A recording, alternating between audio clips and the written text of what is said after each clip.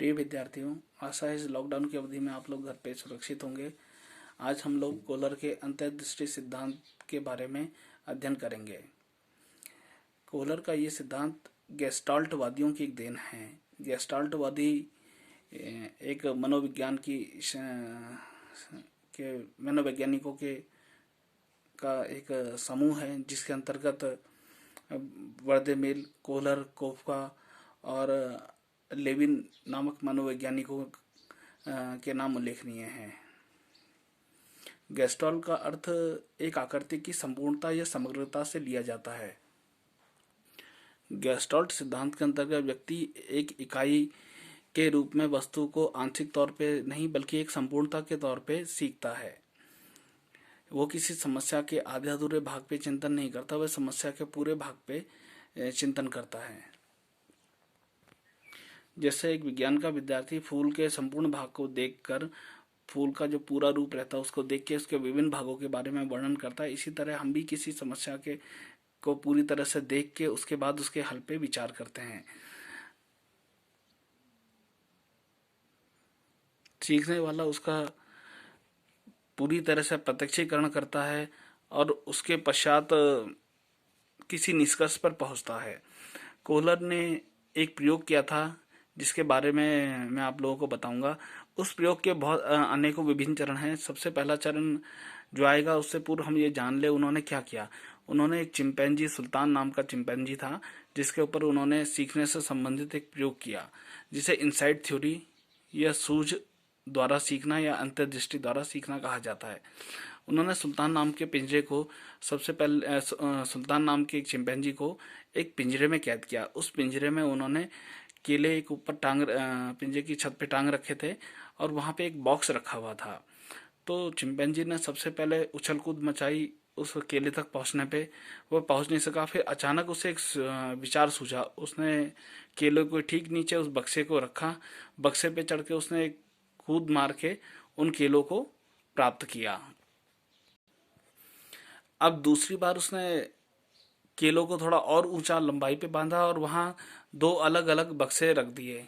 अब बंदर ने फिर चिंपैंजी ने फिर वही प्रयोग दोहराया और उसने दोबारा उन बक्सों के ऊपर एक रखकर उछाल मार के केले प्राप्त किए। अब तीसरे प्रयोग में कोहलर ने क्या किया कि उसने उन बक्सों के बाहर जो दोनों बक्से थे उसने अपने इस प्रयोग में रखे और साथ में एक डंडा रख दिया कोने पे।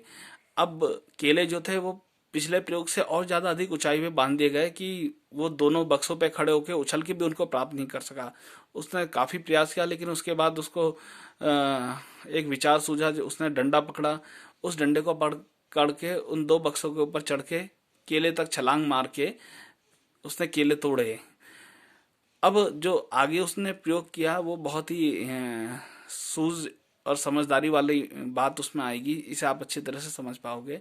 अपने इस चौथे प्रयोग में उन्होंने क्या किया कि दो डंडियां ऐसी ली पिंजरे में जो आपस में एक दूसरे के साथ जुड़ सकती थी। वो दोनों डंडियां अलग अलग उन्होंने पिंजरे के अंदर रखी और जो सुल्तान नाम का चिंपैंजी था वो पिंजरे के अंदर था। अब की बार उन्होंने कोहलर ने अपने प्रयोग में ऐसा किया कि जो केले थे वो पिंजरे से बाहर रखे। तो दोनों छड़ियां देख के सुल्तान ने पहले एक छड़ी से उसे खींचने का प्रयास किया, फिर दूसरी छड़ी से। तो वो दोनों से ही ये नहीं कर पाया। फिर वो अचानक खेलने लगा उन दोनों डंडियों से। फिर खेलते खेलते वो दोनों डंडियां आपस में एक दूसरे के साथ जुड़ गई। फिर उसने फिर अचानक जो विचार सूझा उसे उसने उस लंबी छड़ी से, जो दोनों छड़ियां बंधी भी थी एक दूसरे से, उन्हें उन दोनों छड़ियों को एक तरह से लंबी छड़ी करके उसने केले को अपनी तरफ खींच के प्राप्त कर लिया।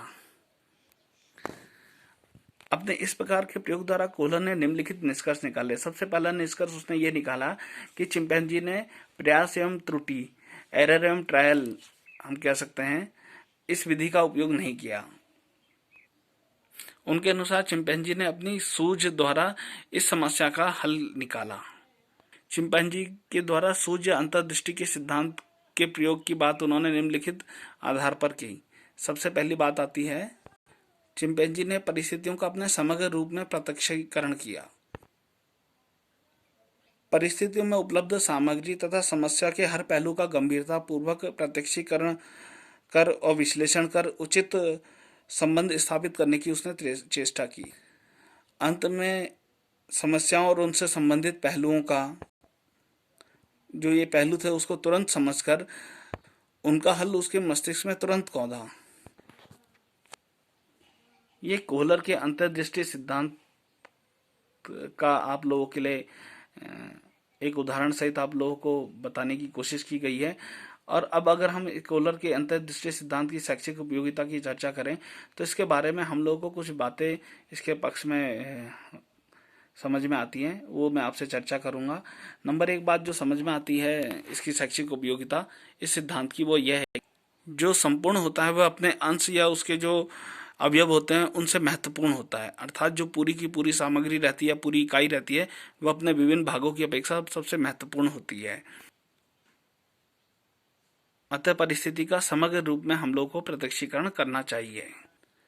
सीखने में लक्ष्य की स्पष्टता और अभिप्रेरणा बहुत ही महत्वपूर्ण भूमिका निभाती है, इस बात का हमें ध्यान रखना चाहिए। शिक्षा के क्षेत्र में यदि सिद्धांत को देखा जाए तो इसने बहुत क्रांतिकारी परिवर्तन किए हैं। जैसे एक बात मैं आपसे लोगों के साथ शेयर करूं, जब कोई वस्तु कक्षा में पढ़ाई जाती है बच्चों को, तो हमें उस पूरी जो हमारा पढ़ाने का जो भी पूरा वो जो सामग्री रहती है उसे समग्र रूप से हमें बच्चे के सामने प्रस्तुत करनी होती है।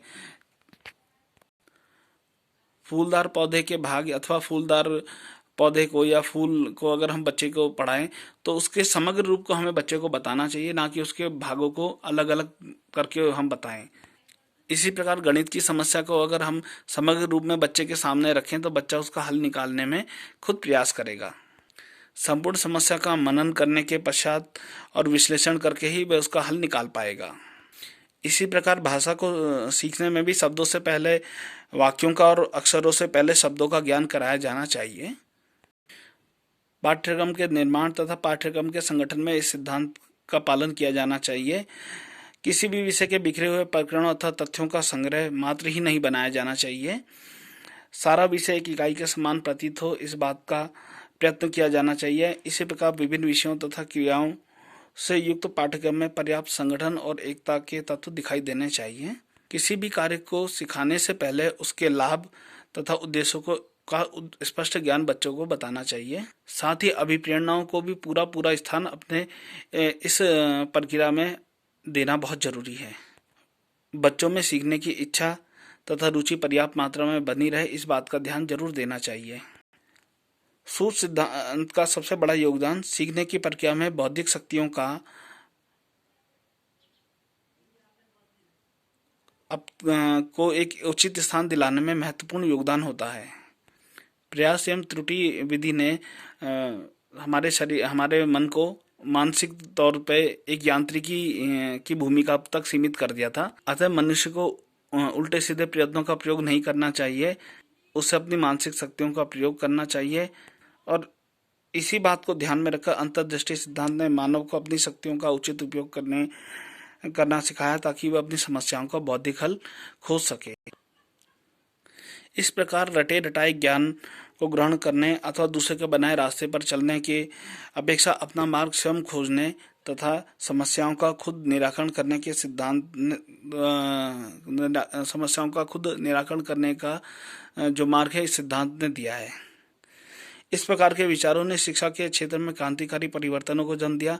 रटने पर जोर देने वाली तथा मानसिक शक्तियों का प्रयोग न करके गत्यात्मक क्रियाओं पर आधारित विधियों के स्थान पर आधुनिक वैज्ञानिक विधियों जैसे ह्यूरिस्टिक विधि, खोज विधि कहते हैं जिसे, विश्लेषण विधि, एनालिटिकल मेथड, समस्या समाधान विधि, प्रॉब्लम सॉल्विंग मेथड आदि को जन्म देने का श्रेय इसी सूझ सिद्धांत को हुआ है।